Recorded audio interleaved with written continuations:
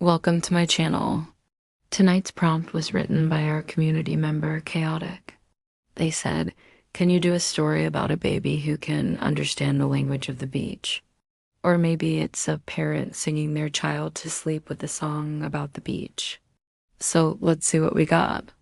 This piece is called the Seashell Lullaby. Tide whispers across sand in measured arcs. Cherished shells shine pale under starlight. Each wave is small, steady, whispering. Breath of foam cools warm toes in passing. Shells sing soft in moonlit hush. Wave after wave meets sand in gentle hush. Your mind drifts like floating shells. Over lullaby water, you tire. A sand-fueled breeze carries sea mist. A distant buoy bobs in gray horizon. Tiny footprints of a shorebird fade. The ocean, patient, breathes with you. Shells sing soft in moonlit hush. Wave after wave meets sand in gentle hush. Your mind drifts like floating shells. Over lullaby water you tire. Waves slow, tide pulls back to rest. Shells lie still on whisper wet sand. Darkness moves behind the waves. And you drift weightless into sleep. Well, that was magical. I'm really glad that we did this piece. You know, when I read the prompt, my first thought was a mother singing her child to sleep with a seashell in their ear.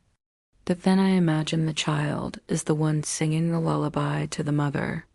I think there's a bit of that energy in here, right? There are these memories that get handed down from parent to child, but eventually the child passes those on to their own children. So the idea of a child singing a lullaby to their parent is a really nice way to close the loop on that memory. I also want to talk about the form for a second because we have these two quatrains, right? And they both follow an ABAB rhyme scheme, but then we have the B section, which is longer and doesn't rhyme at all.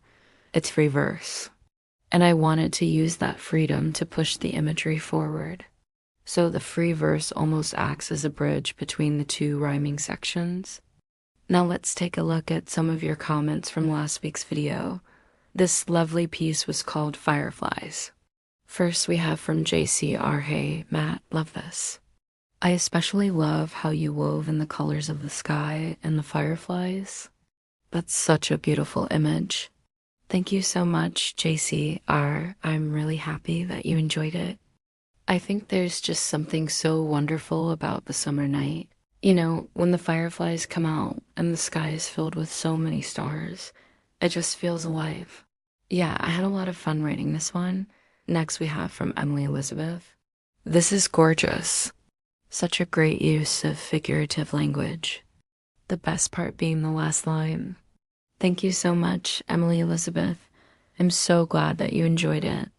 And yeah, that last line, you know, I thought it was important to end on a more somber note because I feel like a lot of times we remember the joy and the wonder of childhood, and we tend to forget the pain. So I tried to balance out the piece by including both aspects. And lastly, from our community member Keith, beautiful work. Love the last two lines. The sudden snap back to reality was well done. Thank you so much, Keith. I'm so glad that you enjoyed it and that you picked up on that last line. That was definitely intentional. Okay, now it's time for a new game. I have 3 prompts here. Please pick your favorite. Number 1, write a poem from the perspective of a tree in a city park that has witnessed significant historical events unfold before its eyes. No. 2. In a world where emotions are regulated by the government and deemed illegal, write a story about a group of rebels who plan to overthrow the system. Or number 3, create a fantastical creature and write a poem describing its appearance, behavior, and mythical origins. Please post your stories in the comments below and I will be sure to read them. And if you liked any of the pieces that were posted, please be sure to show your support. You can also send me a message directly if you have feedback or if you want to request a piece. Okay, now it's time for good nights. I hope you have sweet dreams. Remember to keep creating, and I will see you next week. Take care.